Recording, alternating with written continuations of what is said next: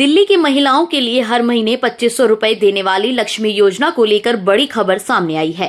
चुनाव के दौरान भारतीय जनता पार्टी के सबसे बड़े वादों में शामिल रही ये योजना अब अदालत की कसौटी पर है। योजना लागू होने से पहले ही इसके पात्रता दस्तावेजों को लेकर दिल्ली हाई कोर्ट ने गंभीर सवाल उठाए हैं। सबसे बड़ा सवाल उस सिफारिश पत्र को लेकर है जिसे सांसद या विधायक से लेने की बात कही गई है। अदालत ने पूछा है कि जब कैबिनेट से मंजूर पात्रता शर्तों में इस पत्र का जिक्र ही नहीं है तो फिर इसे जरूरी दस्तावेज कैसे बनाया गया। दिल्ली विधानसभा चुनाव के दौरान महिलाओं को हर महीने 2500 रुपए देने का वादा भाजपा के प्रमुख चुनावी वादों में शामिल था। सरकार बनने के बाद इस योजना को लागू करने की प्रक्रिया शुरू हुई, लेकिन अब योजना के दस्तावेजी नियमों को लेकर मामला दिल्ली हाई कोर्ट तक पहुंच गया है। अदालत में दाखिल जनहित याचिका में योजना के पात्रता मानदंड और जरूरी दस्तावेजों पर सवाल उठाए गए हैं। इनमें सबसे ज्यादा विवाद उस सिफारिशी पत्र को लेकर है जिसे सांसद या विधायक से प्रमाणित कराने की व्यवस्था की गई है।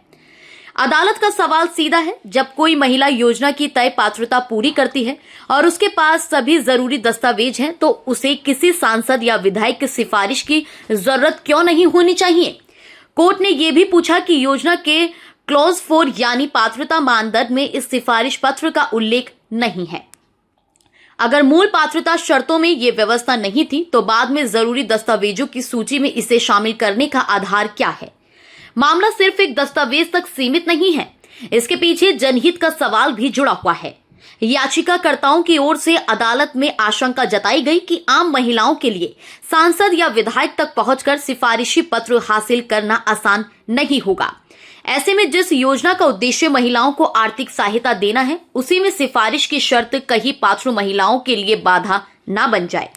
सुनवाई के दौरान दिल्ली हाई कोर्ट की पीठ ने दिल्ली सरकार के वकील से इस व्यवस्था को लेकर जवाब मांगा।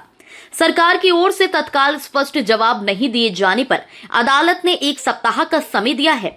सरकार के वकील को संबंधित विभाग से निर्देश लेकर अगली सुनवाई में यह स्पष्ट करना होगा कि सिफारिशी पत्र की अनिवार्यता का आधार क्या है और क्या यह व्यवस्था योजना में बनी रहेगी। मामले को अगले सप्ताह फिर सुनवाई के लिए सूचीबद्ध किया गया है।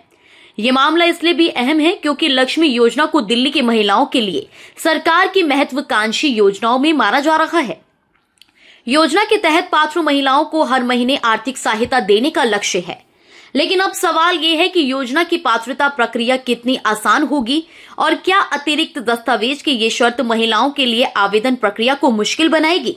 फिलहाल लक्ष्मी योजना बंद नहीं हुई है, लेकिन अदालत की आपत्ति के बाद इसकी पात्रता प्रक्रिया पर सवाल जरूर खड़े हो गए हैं। अगली सुनवाई में दिल्ली सरकार का जवाब बेहद महत्वपूर्ण होगा।